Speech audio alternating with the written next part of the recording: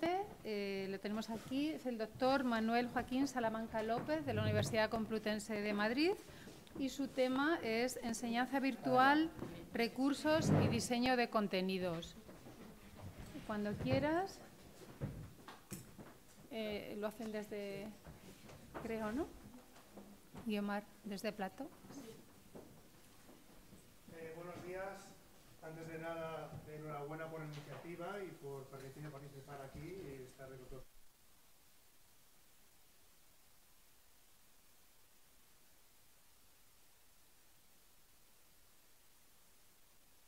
Intentaré ser muy breve.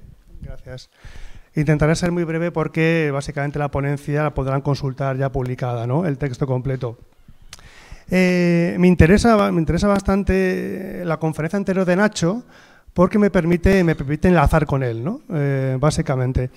Como digo, mi charla titulada Recurso y diseño de contenidos, básicamente vamos a empezar con cosas muy básicas, un inicio de lo que, bueno, qué tipos de enseñanza online existen y terminaremos cómo podemos hacer, si me permite, nuestro pack formativo, ¿no? Que creo que es el problema o la casuística más compleja, ¿no? Yo actualmente soy gestor del campus virtual de la Universidad Complutense, también imparto docencia en el máster online de documentación y llevo ya varios años cuando la enseñanza online era denostada y nadie se quería adentrar en este panorama. Llevo bastantes años trabajando en enseñanza online a través de la empresa privada, ¿no? Tanto en América tanto como en España como en Iberoamérica. Por lo que, bueno, algo ya sabemos de esto y las experiencias se pueden transmitir, ¿no? Bueno, para no extenderme más, comenzamos. Básicamente, como decía antes, hay un gran abanico, ¿no?, de enseñanza online que se puede encasillar en estos tres apartados que tenemos, ¿no?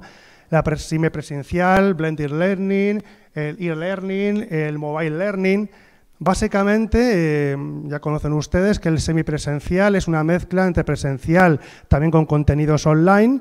Cuidado con esto, no estamos hablando de enseñanza presencial que tiene como base o apoyo elementos virtuales, como pueda ser un campus virtual básico, sino que hay parte que se imparte de forma totalmente online, ¿no? Luego el e-learning y el mobile learning básicamente es lo mismo, solamente que, como saben, el mobile learning es adaptarnos a los nuevos tiempos, tabletas, móviles, smartphones, etcétera, ¿no? Todo esto, tanto como digo, cursos que pueden ser de formación continua, más pequeño, píldoras, los cursos MOOC, de los que luego hablaré, y los que también imparto, tengo uno, y títulos básicamente de enseñanza reglada, como pueden ser grados o másteres, ¿no? Entro con los MOOC porque, bueno, sí que es verdad que hablando de la polémica, que le comentaban o le preguntaban a Nacho qué tan porcentaje hay, qué tanto por ciento hay de abandono. No quiero entrar en el abandono que sucede con los cursos MOOC, ¿no?, que es muy alto. Pero esto es otro tipo de polémica, ¿no? Que, bueno, para el debate se puede quedar. ¿Qué es realmente un abandono? ¿El abandono quiere decir que no hemos obtenido el título? Si se ha aprendido una píldora, un módulo formativo, estamos hablando de fracaso. Hay que entender también qué tipo de formación quiere el usuario, ¿no? Quizás no está pretendiendo obtener ese certificado final, solamente quiere aprender una serie de contenidos y ha conseguido el éxito en ese apartado, ¿no? Pero bueno, como digo, eso es otro tipo de debate, ¿no? Aquí tienen los cursos MOOC, que hay muchas casuísticas, muchas categorizaciones, pero básicamente se pueden dividir en esos dos apartados, ¿no? Los CMOOC y los XMOOC. Los CMOOC básicamente es el aprendizaje colaborativo en el que el alumno tiene totalmente libertad, ¿no?, para diseño de contenidos, entre grupo, etcétera, etcétera. Y luego tenemos los XMOOC, que es básicamente el aprendizaje más tradicional, ¿no?, en el que el profesor dirige, guía, presenta los contenidos, va organizándolos, la evaluación, etcétera, etcétera, etcétera, ¿no? También podemos hablar de eso más adelante. Sigo hacia adelante hacia lo que me interesa. Recursos. Lógicamente, si alguien quiere crear un curso, hay que recurrir a estas plataformas que tienen aquí. Claroline, Moodle. Yo empecé con Claroline, que es una plataforma que no está mal, es muy similar a Moodle, solamente que Moodle al final, como todos saben, se me permiten, arrasado con todo tipo de iniciativas, ¿no? Sakai, WCT, etcétera, ¿no? Y luego las plataformas de difusión, donde, por ejemplo, ahí estamos encontrando los famosos cursos MOOC, ¿no? En Coursera, edX, Miriadas, que saben que es de aquí española, ¿no? De Santander y tal, FutureLearn, etcétera, etcétera, etcétera, ¿no? Y luego también tenemos ahora en Telefónica, ¿no? También los famosos TED, que están ahora en boga, ¿no? Esas pequeñas píldoras, ¿no? Para intentar un poco llegar al alumno que tiene, por así decirlo, una baja cualificación, ¿no? Los recursos, no voy a entrar nada más que en este apartado de sincrónicos y asincrónicos, pero me interesa sobre todo que vean que los sincrónicos se reduce, por así decirlo, en un campus virtual a esos dos apartados, ¿no? Al chat o a Big Blue Button, ¿no? Esa interacción en tiempo real. Luego los otros se verá que también se puede interactuar en tiempo real si le decimos que lo hagan estando nosotros delante, pero ya es otra cosa, ¿no? Por lo que ven que básicamente todavía en la relación directa en ese aspecto se centra en esas dos herramientas, ¿no? Y luego, algo que me interesa en sobremanera, ¿no? Ya llegando a la parte final. Ciertamente preguntaban, ¿cómo se puede intentar que no haya un fracaso, que no haya un abandono? Hay una problemática. Yo, por ejemplo, estaba impartiendo en la Complutense hace nada un curso sobre aplicaciones como Big Blue Button, cuestionarios, etcétera. Entonces se planteaba la duda de qué es más importante, el conocer la herramienta técnica o el tener el recurso pedagógico de llegar al alumno, ¿no? De diseñar unos contenidos, etcétera, ¿no? Lógicamente todo va en el mismo pack, ¿no? Sí que es cierto que uno, por ejemplo, entra en Educalab, ¿no? Que saben que es una página web, ¿no? Del Ministerio, que hay infinidad de recursos y vemos que los recursos universitarios son muy escasos. Priman sobre todo en secundaria, primaria, etcétera, ¿no? Todavía ese mundo de unión de pedagogía didáctica, recursos audiovisuales, etcétera, en universidad queda lejos, ¿no? Queda todavía lejos y queda formación para hacerlos. También podemos entrar en Cuadernia, que es una página web de la Castilla-La Mancha, de la Junta, y bueno, esto es una selección mínima, lógicamente. Y luego tenemos herramientas como Letterpod, Webcast, Reader, ClassTools, etcétera, que van a permitir crear nosotros boletines, folletines interactivos, crear libros audiovisuales, etcétera, etcétera, etcétera. Crear contenidos que al alumno le va a servir, no la típica lección en PDF, que lógicamente va a causar un rechazo, ¿no? Como tal, ¿no? Y luego, bueno, esta última, la Zip Presenter, es la típica herramienta que nos sirve para grabar nuestros vídeos. Todos sabemos que Big Blue Button tiene un problema, y es que en el campus virtual, dura un curso académico, desaparecen los vídeos. Pues tenemos aplicaciones, igual que Camtasia, que los graban, ¿no? Como tal. Y bueno, ¿qué decir de Google? Que está hecha de posta, ¿no? Ese horror vacui de diapositiva que tienen, que no van a ver nada, lógicamente, pero ¿cuántas herramientas tiene Google a disposición de nosotros, ¿no? Yo empecé teniendo iniciativas privadas de formación, montándomelo con Google, sin ninguna plataforma de ningún tipo, ¿no? Para comunicarme con Iberoamérica, ¿no?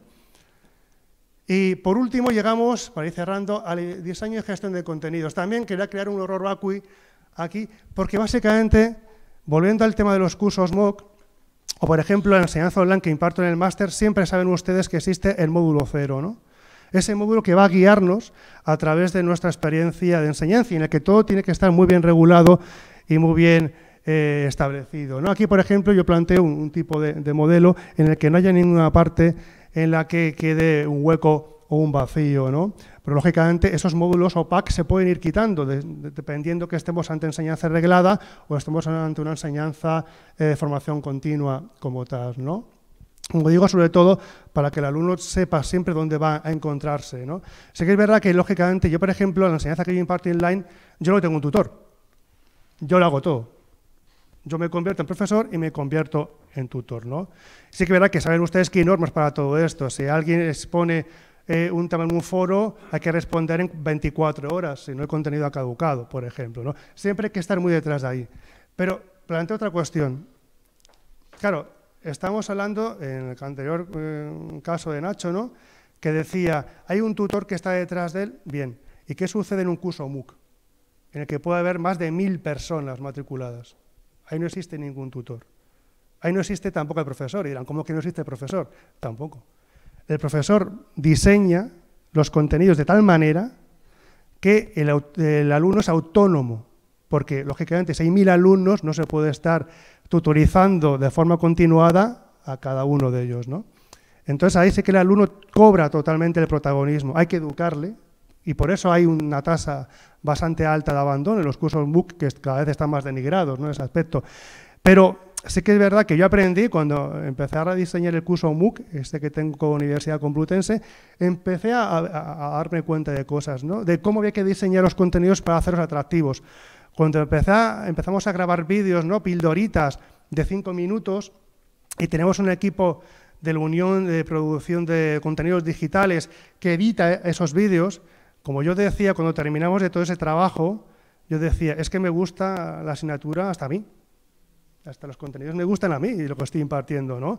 Porque, lógicamente, de lo que yo estaba viendo en mi PowerPoint, que aún así podía ser más gracioso, o en el texto, al ver el vídeo, ya la cosa cambiaba mucho.